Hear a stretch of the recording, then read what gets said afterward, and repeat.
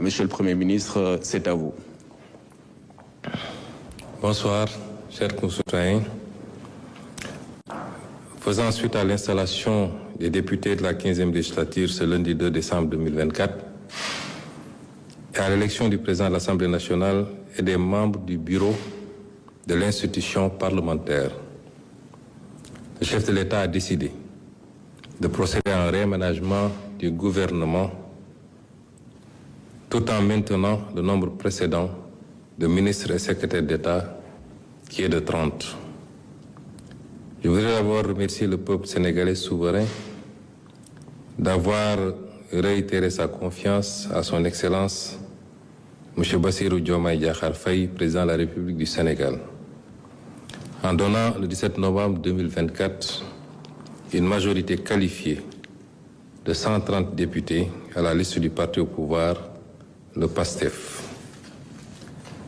Je remercie particulièrement le président de la République pour sa confiance renouvelée en ma personne, en me demandant de continuer à diriger le gouvernement après ces élections nationales qui nous permettent de mettre en œuvre, avec le concours de toutes les forces vives de la nation, l'agenda de transformation porté par la vision d'un Sénégal souverain, juste et prospère.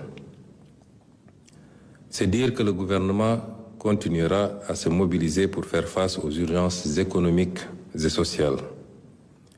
Il s'agira aussi d'assurer le succès de la campagne de commercialisation agricole, d'accentuer la lutte contre la vie chère et l'amélioration du pouvoir d'achat. Il s'agira de redresser les finances publiques à travers l'adoption prochaine de la loi de finances pour l'année 2025, l'exploitation optimale de nos ressources naturelles et la relance de l'économie nationale. Le gouvernement veillera à l'accélération des processus de reddition des comptes, à la stabilisation et la modernisation soutenue des systèmes sanitaires, scolaires, universitaires, agricoles, industriels, à la promotion de la citoyenneté, de l'employabilité et de l'emploi des jeunes ainsi qu'à l'autonomisation économique des femmes, à la protection des groupes vulnérables, notamment les personnes vivant avec un handicap, au soutien au développement du secteur privé national pour promouvoir de véritables champions dans tous les secteurs demeure un impératif. Voilà pourquoi l'adoption de la loi sur la souveraineté économique, basée sur le principe du patriotisme, s'érige en urgence. Aux réformes et investissements indiqués et urgents pour booster la productivité, à la poursuite du travail de réappropriation de nos ressources naturelles.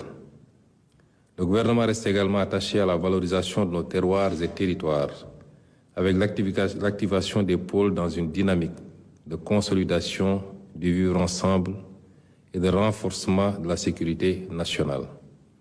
C'est dire que le gouvernement poursuivra inlassablement ses actions pour préparer l'avenir, redonner à davantage confiance aux jeunes qui doivent apprendre, se former, investir, vivre et réussir au Sénégal, loin des mirages de l'immigration, avec, bien sûr, l'accompagnement soutenu de l'État.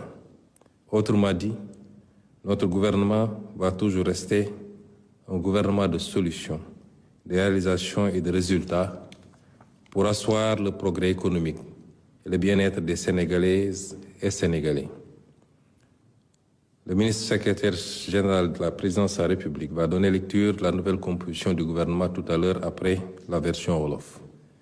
J'en profite pour informer de la tenue d'un conseil des ministres exceptionnel demain mardi 3 décembre pour anticiper sur le déplacement prochain du président de la République hors du territoire national.